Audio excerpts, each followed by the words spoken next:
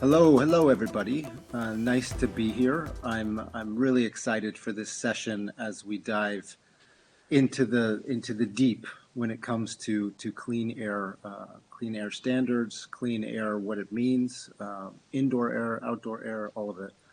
Um, Sotirios is one of the lead authors on the global open air quality standard. This is a new initiative, or relatively new. I'm going to let Sotirios give you a bit of a background on it. But really trying to help organizations, people, municipalities, governments get a handle on what is the right level of air quality that we should be expecting in buildings, but also in general. So Sotirios, let me bring you on the stage, and let's start with kind of who are you, and where did this come about? Where did this story start, and how did it get to where it is today? Thank you so much for having me here today. It's very important for me to communicate what we are doing here at GO AQS, but at the same time, it's very important to connect with people such as yourself that is trying to do something similar on bringing awareness on something so important for everyone, which is air quality. So a little bit history about GO AQS. GO AQS is going to be a year old this September, at least officially, if you like, because we started working on the standard on July 2024.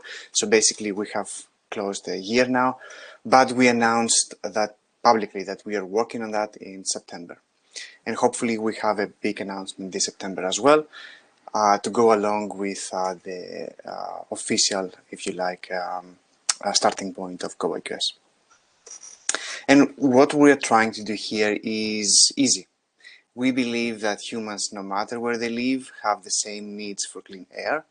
So we are proposing that it's time to sit together and create a common framework around air quality that everyone will adopt, and we'll follow the same kind of rules, if you like, in order to understand through an index that we have developed, but also to establish inside the different buildings in order to protect occupants from different pollutants.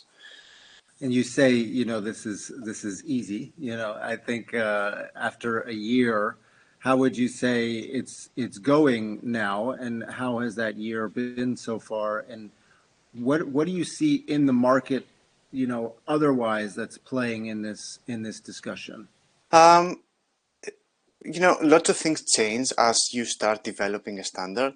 As you get more information and you dive deeper into specific areas and you realize that this may not work, or we have to take a different approach in order to compensate some caveats throughout the analysis that we do. Because you have to understand, we are trying to create a global standard that it's going to be easy for everybody, no matter where they are, and it's challenging in some cases, no matter depending where you live, right? Like it's not the same to implement a standard in areas where pollution is very high outside, because eventually this pollution is going to come indoors, and it's kind of more easy to implement those limits in areas where outdoor air pollution isn't as high as in some other places. So how's it been going for this year so far? And I see you traveling all over the world, Mm, talking in some of these environments where air quality is not as good as maybe we're used to, at least here in Western Europe.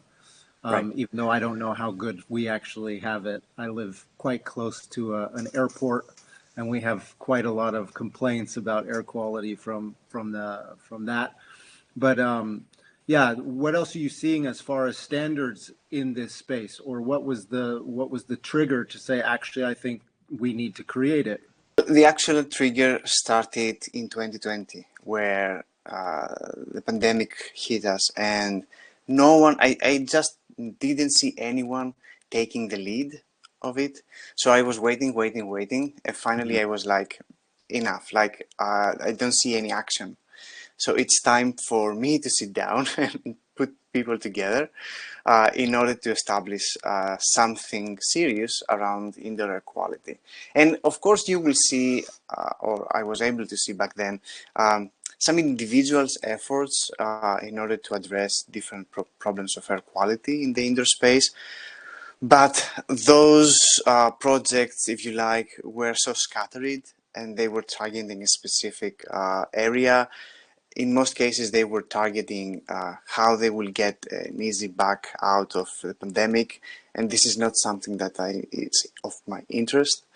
So I wanted to establish something that is going to be open. This is the reason we call global open air quality standards, because we want to provide all this kind of information openly for everyone to follow in order to eliminate this barrier, if you like, of entrance in some cases. Because if you have to pay a specific amount of money in order to be able to read a standard, first of all, and later on to apply, then you just immediately introduce a barrier, specifically for areas with socioeconomic problems where they cannot afford, this kind of process, if you like. And you're a nonprofit. You are providing it openly for Yeah. everybody.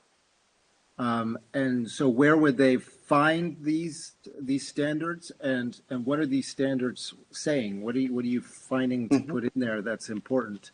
And I think you're absolutely right. If we look at the pandemic time, there was a lot of organizations and companies that were born with a product or something to solve the issue or the challenge, which is, of course, how economy works very, very often. So this approach was looking for, well, first of all, what is the right thing to do, right? And what landed in the standards so far, and where's it going?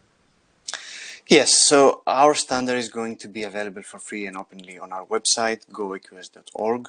Currently, we're working on a white paper where basically we lay down all the process of the different aspects of the standard, from the different limits that we will establish for the different pollutants, but also for the index that we are developing. And later on, we are going to implement some policy aspect as well, but some good practices at the same time.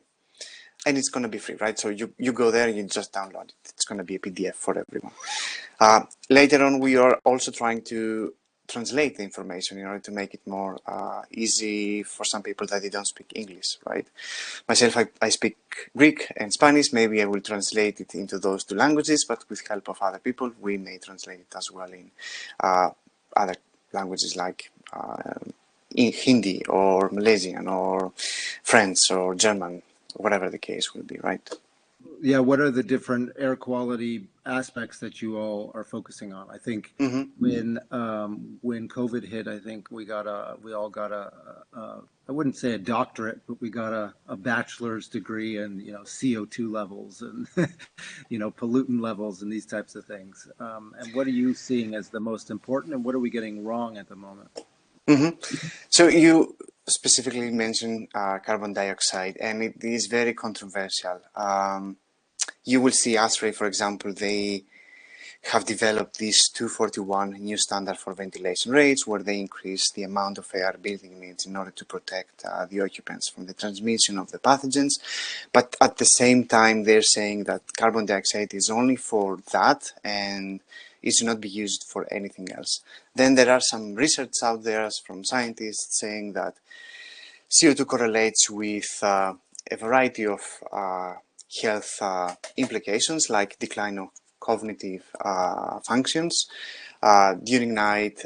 So you will see, for example, if you sleep in a bedroom where CO2 is very high, that the next day your performance is not going to be the same as if you were sleeping in an environment with very low carbon dioxide levels. It is very challenging to get a complete understanding of what's happening, because chemistry is so complex and changes over time. Like if we talk about ozone, for example, that changes into so many things depending on the material that they are around it, or even the presence of sunlight inside the indoor environment, if you like. So at GO AQS, we have levels for PM 2.5, very important, along with carbon dioxide levels.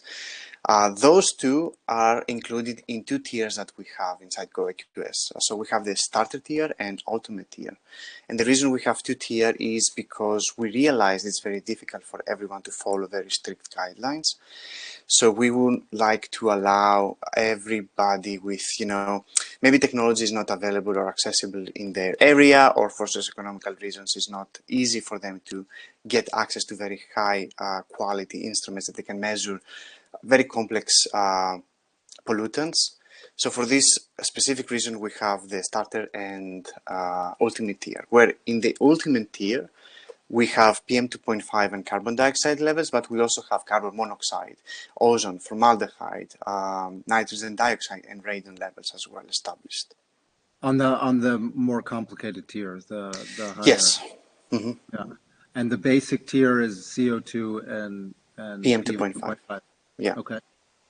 Because that's easier to measure for? Is that why you put it that way? Technology is very available for those two pollutants. You will see lots of instruments that they are able to measure those kind of parameters easily and accurately, which is very important in most cases. So we propose those two at the beginning, and later on, if you would like to have a more, through more detailed, investigation of what's happening in the indoor space, then you can jump into the ultimate version. Nice. And I mean, when you've been traveling around the world, right? And you've been going to places where there's much higher pollutants versus where there's a quality of air that would be considered better. What are you seeing across the globe, and where are we doing very well, and where are we, not even aware that it's a lot worse than we think? The amount of complexity in order for me to answer this question is very high.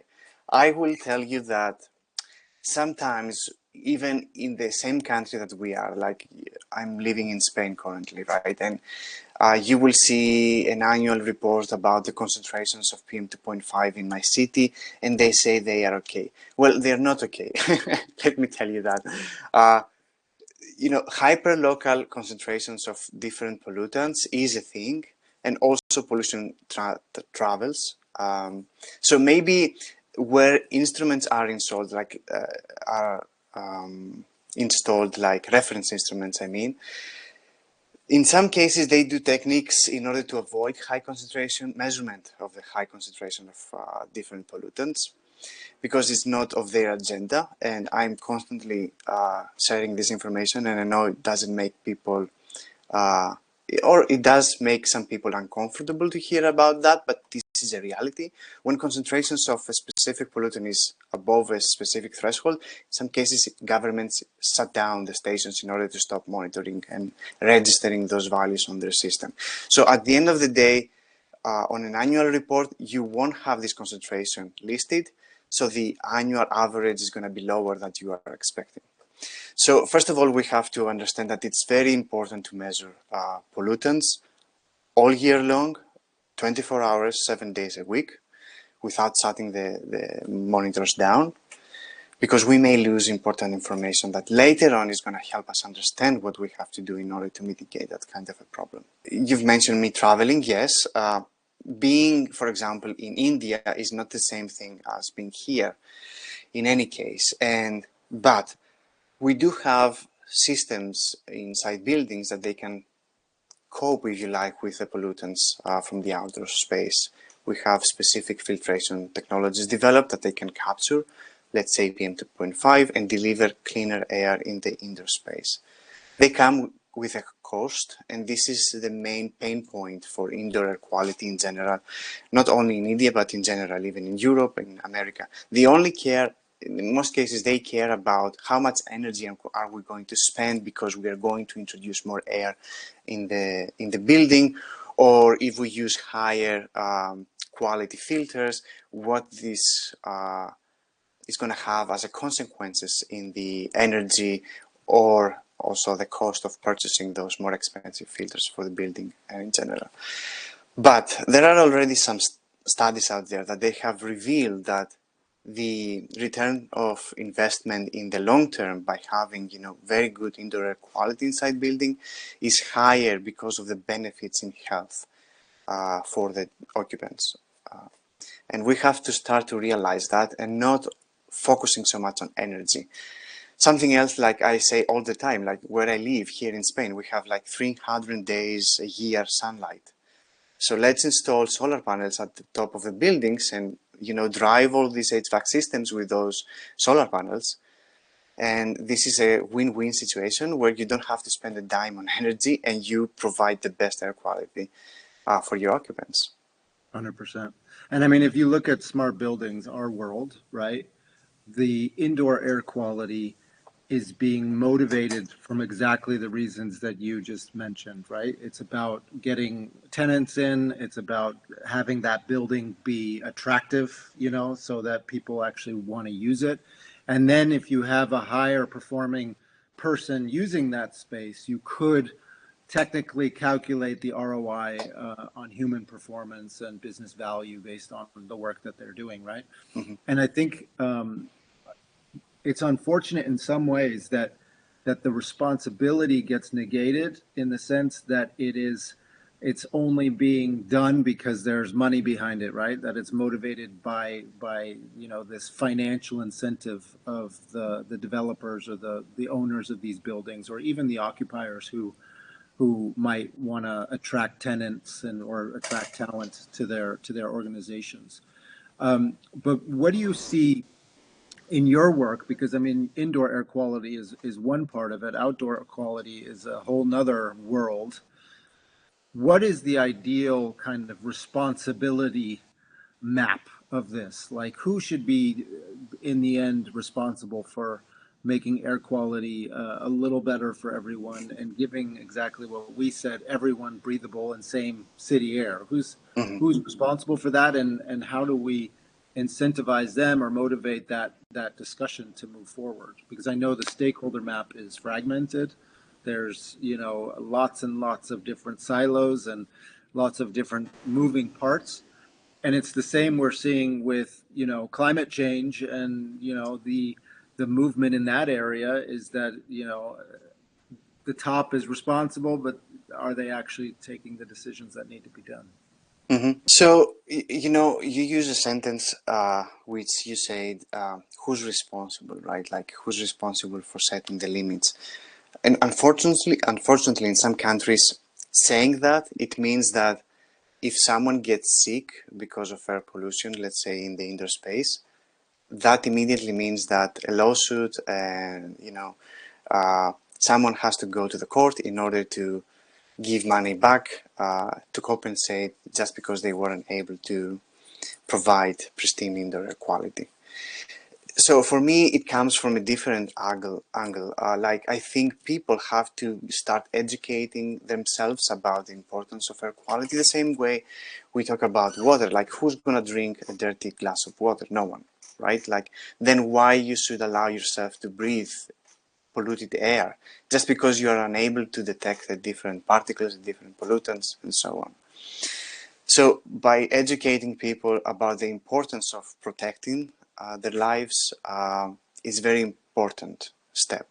I try to do that even from an early age, and this is the reason I have some books.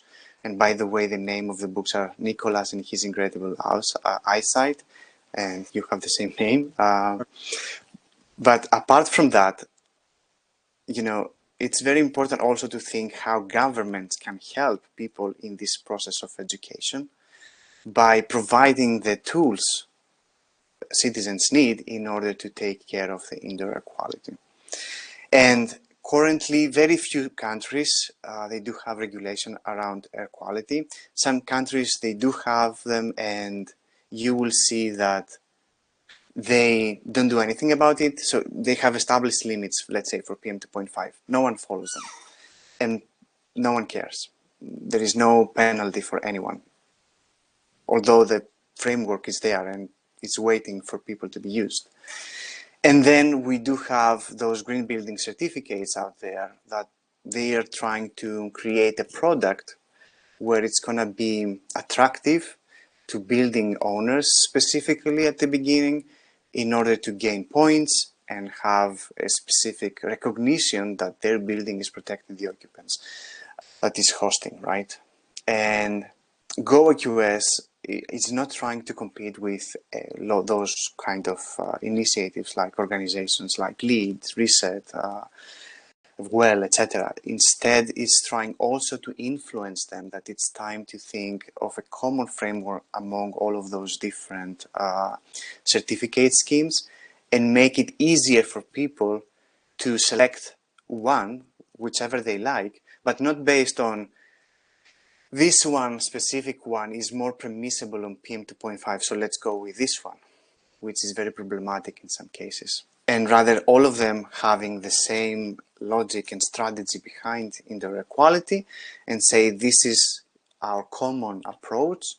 Now, whether you want us or someone else is because maybe we have something different to offer to you, but has nothing to do with the health aspect of air quality, or maybe later on other environmental quality parameters. I love that you flip it and you say, you know, it's about getting the individuals and the people to take kind of their own space and responsibility and understand and educate on how they should think about air quality in their own lives, and that'll create demand, and that'll create shifts, and people will move hopefully towards cleaner air. And of course, that's not possible for everyone. There's still people who are going to be subject to their environment based on their situation and their circumstances. So I'd love to talk about that in a minute. But you also raised these certifications, right? We're talking about WELL, we're talking about LEED and BREEAM and RESET, you know, where they have specific air quality parameters within those certifications. And have you studied those certifications in detail, and what are you seeing across them? Are they unified, or are they very, very different when it comes to air quality? That's the problem, right? Like they're not unified, unfortunately, and this is what I'm trying to do as well. Like we are trying with GO AQS to align them on a common framework when it comes to air quality. And going back on a comment that you said, like yes, I would like people to start changing understanding, because you know in most cases I have found that indoor air quality is driven by behavior. So yes, it may comes from the outer space, but when we're talking about, you know, generation of pollution in the indoor space, apart from material of gassing some pollutants, then most of the pollutants are going to be generated by human activity, like cooking, for example, or the way we clean buildings with different chemical products, or even vacuuming without specific filters in place, and so on. So yes, I would like people to understand how important it is for them to maybe change their behavior in order to get better air quality for them as well. There was one really interesting case at Footprint this year that we observed. I think it was with JLL, and they were talking about their flagship headquarters in London, and the study that they had done on furniture. And when furniture is built in a certain way, it puts off all kinds of pollutants. And yeah, we don't necessarily think of that when we look at a couch and say, "Oh, I think we want to buy that."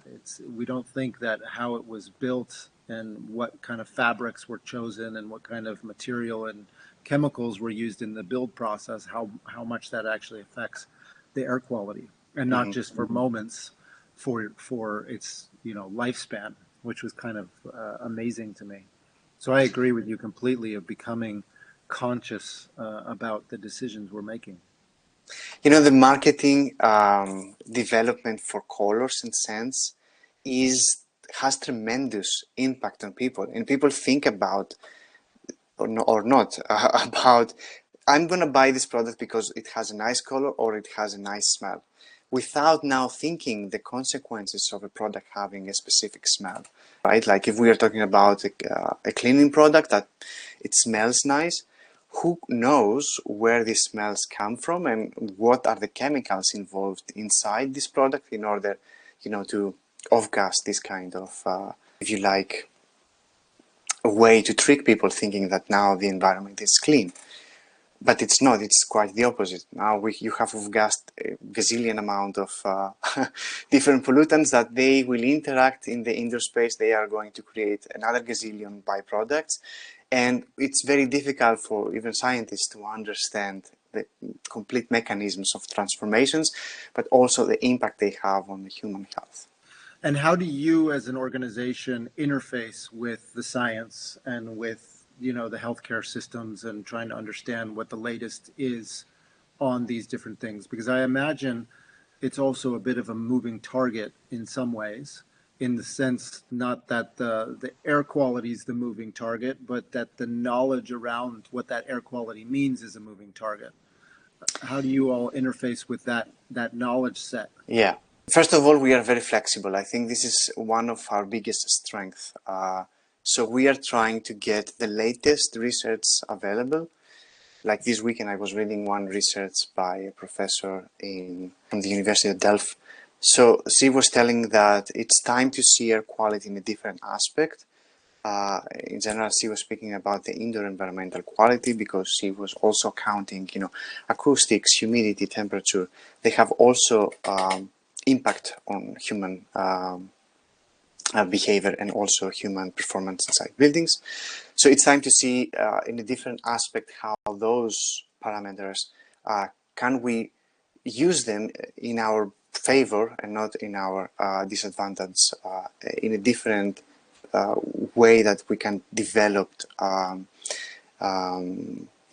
frameworks or standards, if you like, around air quality. So we are trying to influence ourselves as well with different research all over the time as they come. I think this is the reason I also proposed creating the GO AQS first time, because I saw a specific research done by, for example, Professor Lydia Marowska and her team. They had developed some specific limits around carbon dioxide, some other pollutants, and it was time to use them actually on an actual standard that everyone is going to use. Because, a scientific paper is going to be read by me and you, but it's not going to be used by anyone else unless they need something from it and they know their existence. So us expose ourselves constantly on different research and different perspectives from a variety of backgrounds and places around the globe, I think help us build something more resilient. And over time, Go AQS is going to evolve, right? We are going to finish with the version 1, but after 5 years, we are going to continue developing the standard in an effort to update it and provide the version 2, where we will have more pollutants also included. Like from the beginning, last year when I started with Go AQS, I wanted to implement specific pollutants that no one thinks about, like specific sizes of particles, 0.3 and 0.5. Those are called submicron particles.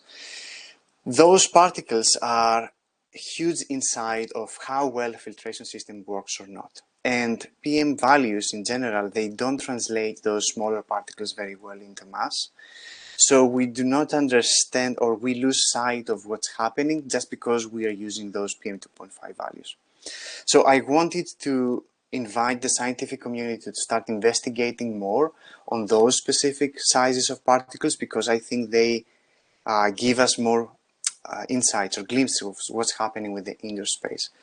Technological speaking, those particles are easier to measure as well, and they don't require very expensive equipment that, in some cases, if we start measuring ultrafines, you will need to spend 10,000 or more US dollars in order to get a device and measure.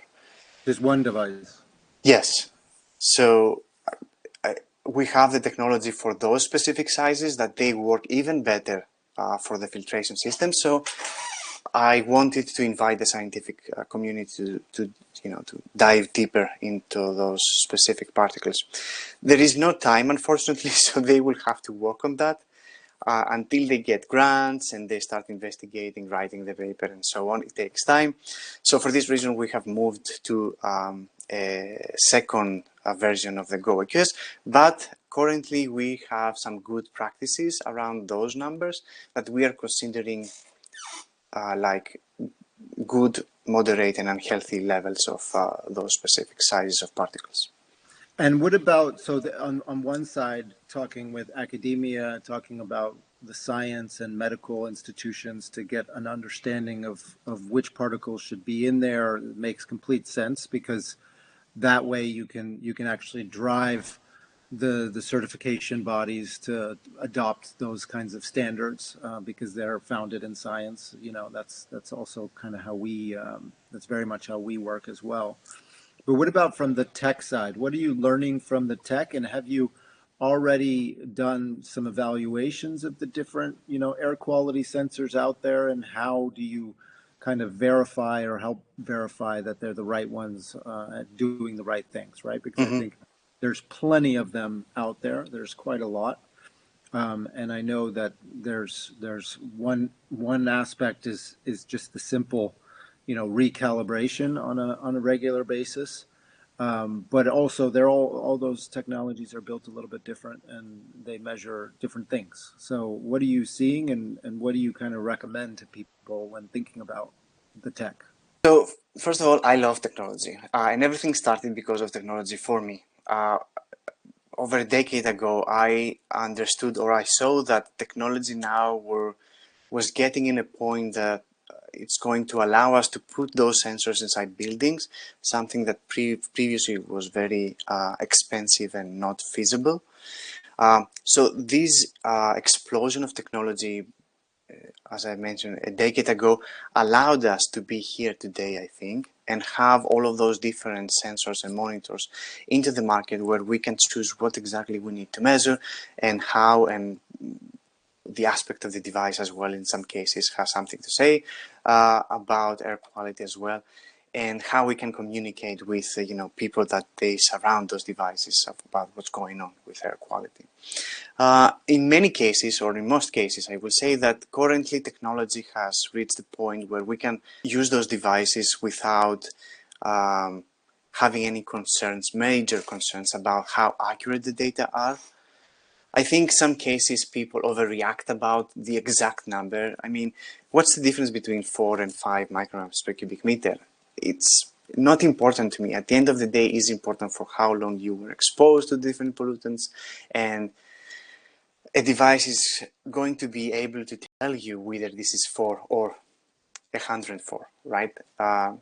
So I think we, as experts in this field, understand that now, and we can say that we trust those products. Of course, they are not reference instruments, and they will never be. But again, you have to think about the cost of a reference instrument and the cost of a low-cost sensor. And just because you have a reference instrument, that doesn't mean that you have the absolute value of measurement, because currently, in most cases, we rely on outdoor air quality stations in order to determine what occupants are exposed to. Think about this at the moment. So, when WHO, for example, creates studies, epidemiological studies around how different pollutants affect human health, they never get data from the indoor space where we spend the majority of our times, because there are no reference instruments in the indoor space.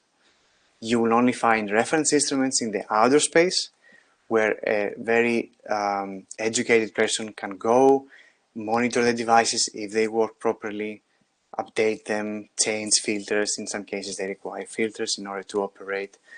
And this information later on is, you know, published, and then they can correlate, you know, different pollutants with health effects. And now we are proposing that it's time to switch a little bit the view, because we do not look what's happening inside buildings, but we do have the technology to do that now. Again, it doesn't matter to have the exact number, but at least you have a better picture of what's going on in the indoor space with low-cost sensors than relying solely on those reference stations that may be 5 kilometers away from you.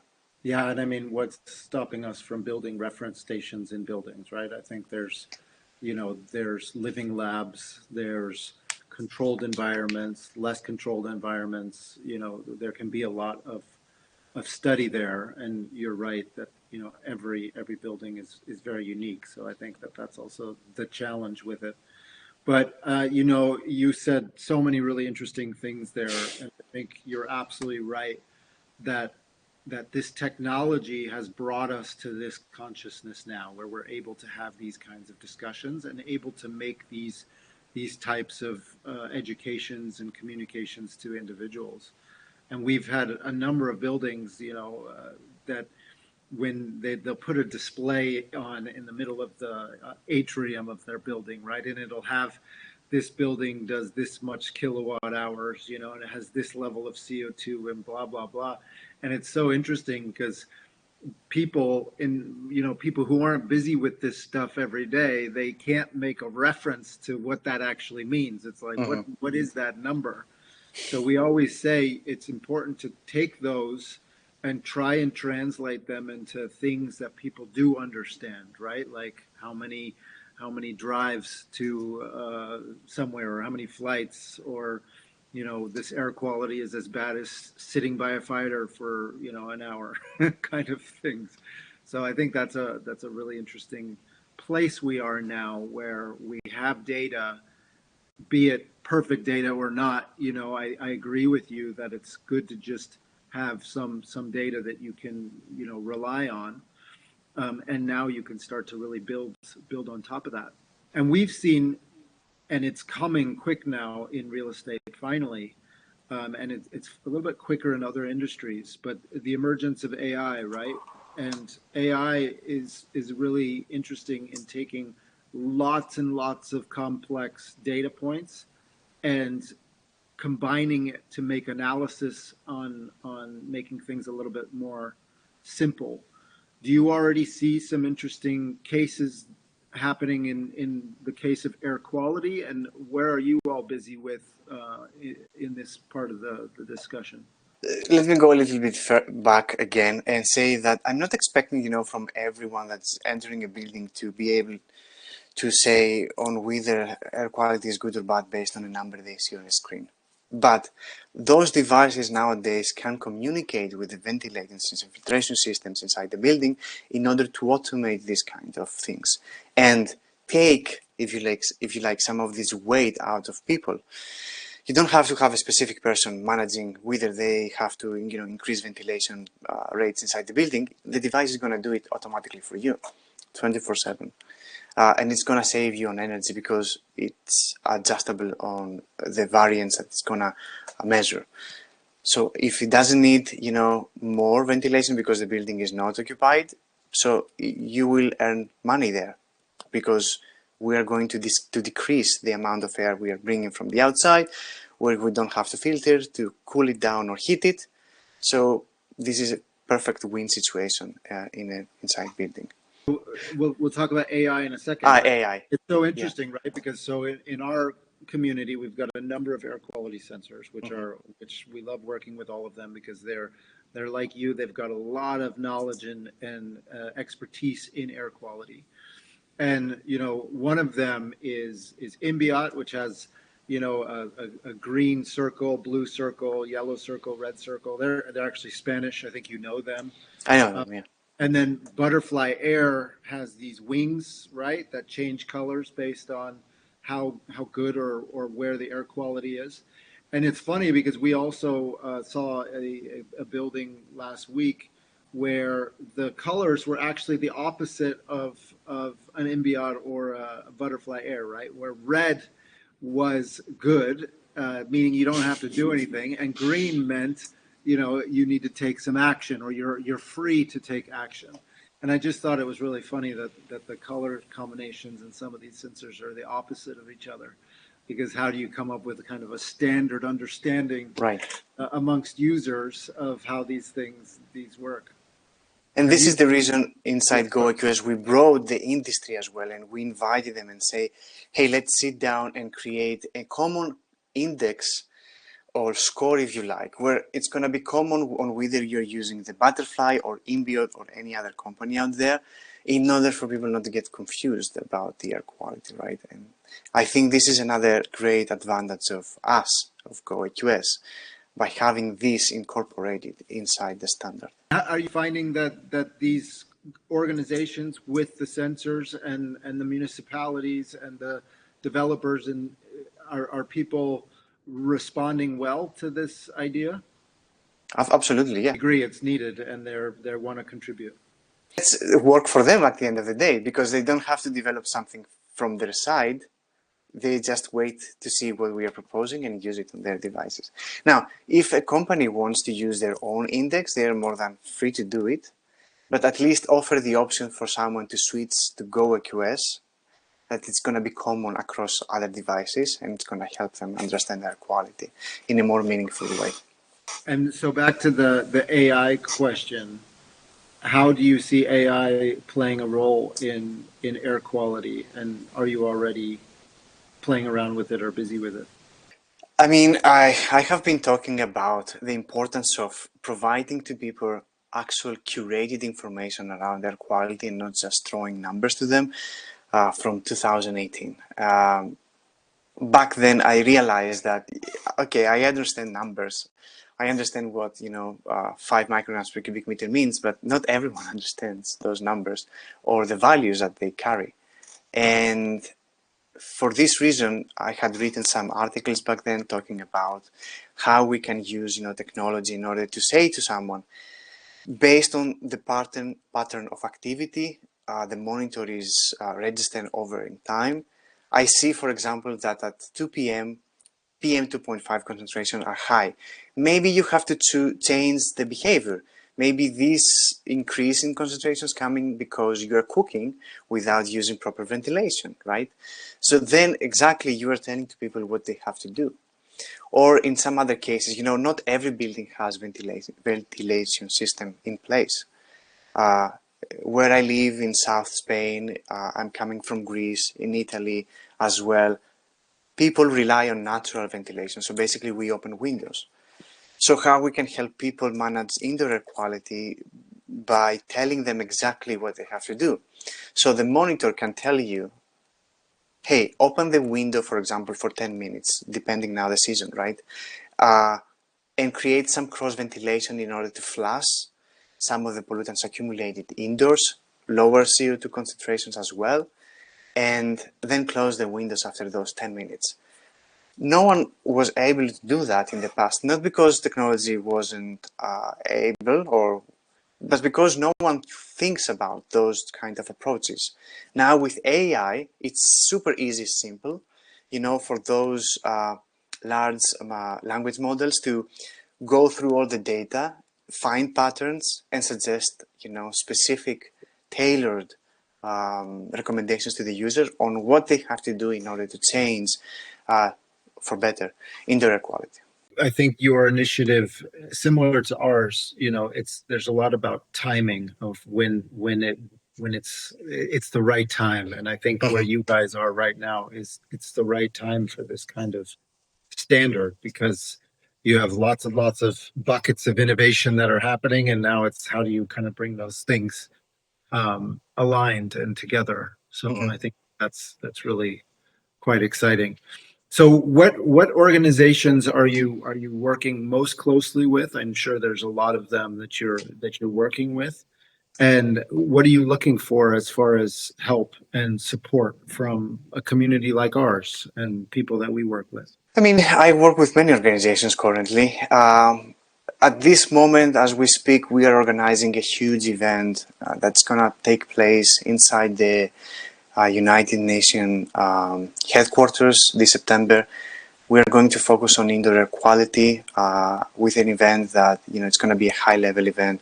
Politicians are going to be there, and we will try to help, countries and different nations understand the importance of air quality in the indoor space specifically. And I say specifically because in some cases you will see WHO focusing on air quality, but they focus on the outdoor air quality, not so much on the indoor air quality. And it's very important to create a distinction, but also I do believe that those two environments correlate and shake hand with each other in most cases. So we have to be aware of how one influences the other and vice versa. So yes, so we are organizing a huge event with a variety of associations out there, like the Brown University and the Australian Society of Science, in Australia, obviously, uh, and some other key players from all around the world in order to, continue the conversation, trying to influence as many key people as possible all of the time. And then when it comes on the development of the standard, like how we develop everything, we are very open. So basically, you can go on our website and you can send us a feedback, or you can ask us to join the initiative that we have in order to start having your perspective in the development of the standard. And I'm sure there's some people that love to join your event if possible, but also to get involved. I think there's a lot of people in our community that are passionate about indoor health, indoor air quality, human performance, and how these different pieces kind of work together. And I think that's where AI is so exciting for us, because we don't just look at the air quality piece. We also look at lighting and sound and all the different metrics that go into a smart building. And when you start to cross correlate things, you get to some really interesting insights of how to design spaces, make spaces better, and make people feel healthier in the work that they do. AI was built specifically for this reason, like to help people uh, understand complex situations, and not, for example, for replacing employments, where we can see lately is happening. So AI is the best way to take those complexities that we can encounter in the indoor air quality field and create something that's going to help everyone understand what they need to do, what is the situation inside buildings, and on whether they are doing good or bad, job over time. 100%. I completely agree with you. I think I want to end with a final question and give you an opportunity to provide a little bit of a gift to the buildings we work with, to the solutions we work with, to the service providers, and even the individuals. For people that are looking to kind of understand more or get a better handle on air quality in their life or in their business, how should they start? Like, what are the things that are most important to keep as your big building blocks that you build the smaller stuff on top of, if that makes sense? Like, what would you tell them to put focus on, first and then kind of second? I think, first of all, the first thing they have to do is to measure the situation. Uh, Keep in mind, in many cases, you will see people measuring air quality like by taking a spot measurement over a 10-minute period. But air quality is something that changes over time, changes over, the occupancy level inside buildings. So put systems in place, air quality monitors, if you like, for a period of time. Get the data, analyze the data, see what's happening, and now have an expert uh, tell you what you need to do in order to, if you have an issue, remediate the problem. If you don't have an issue, well, continue doing what you're doing. It's great. But this is the first thing they have to do. They have to measure. You have to measure in order to be able to benchmark, right? And compare with others on whether you're doing great or bad job in the indoor quality aspect. Wonderful. And then, okay, so that leads me to one last question then. So, how do you calculate the value of that activity? I measure my indoor quality in so many ways, with so many sensors and so many parameters. I don't think people can keep up with that, but at least start with something. And then over time, you expand. Like the value for me personally, if you ask me that, is that although in some cases people afraid of knowing what's happening, I think knowledge is power. Knowledge is going to protect you from any possible bad outcome that may be present in your indoor space and you're not aware. One common example where we can find, uh, many people encountering over time is radon, for example. In many cases, people, they don't measure radon. Where they live, radon is very common problem, and over time they develop cancer. And they say, I'm not a smoker. Why? why is that happening? And then someone is bringing to their attention that radon may be one of the reasons. Then they measure radon and they found out that this is actually the cause of the problem.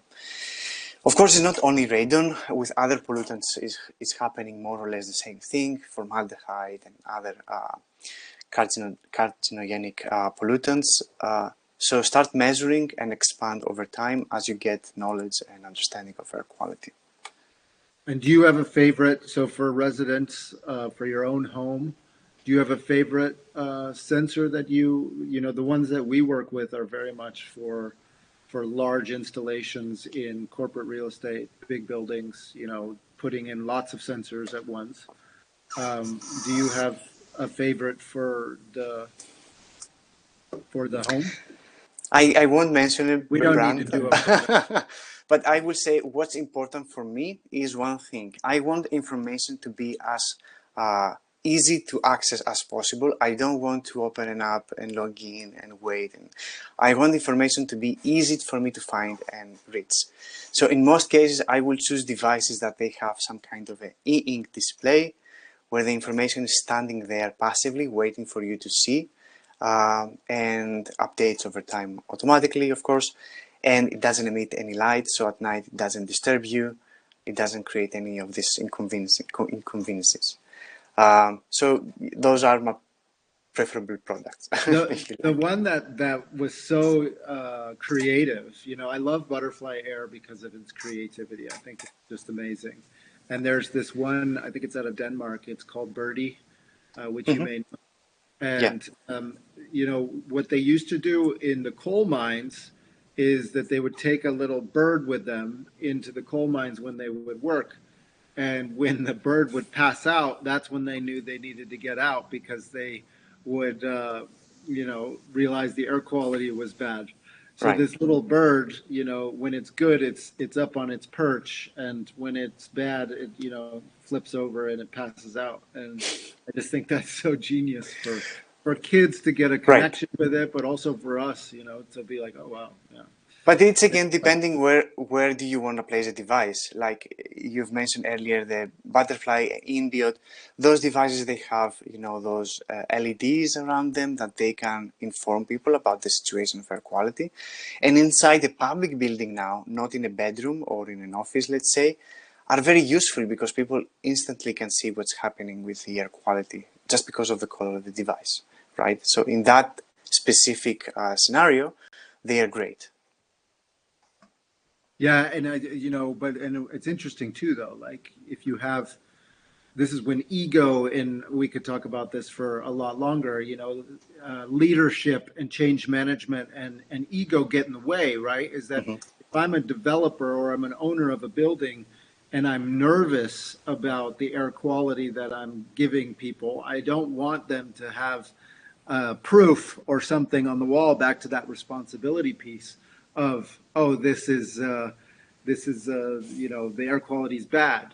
So one of the things that we've talked about is like earn your wings, right, over time with a butterfly, where you say, listen, let's first measure without, see Right. how things are going, and then make the changes and the adjustments that need to be made to make sure that the air quality is good, and then start displaying it for everyone. And I think humans are funny like that. So Exactly. You can turn off all of those lights.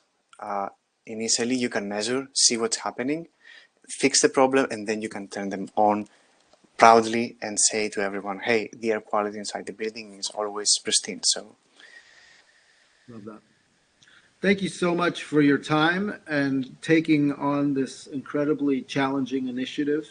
We're 100% behind you and hope that you're successful. And we can't wait for diving into the publication and into your white paper and applying that to our own certification, because I think that's exactly what we'll do. Making sure that we help the education of people on what the right level of air is in their space. So thank you for that. Nicolas, thank you so much. It was a pleasure having this talk with you today. And yes, I mean, once more, I would like to make it clear to everybody, like if you would like to learn more, if you would like to be part of Go AQS, feel free to reach out. We are flexible people with open minds, and we are more than happy to work with you in order to develop something that's gonna be on what you are expecting and beyond when it comes to air quality.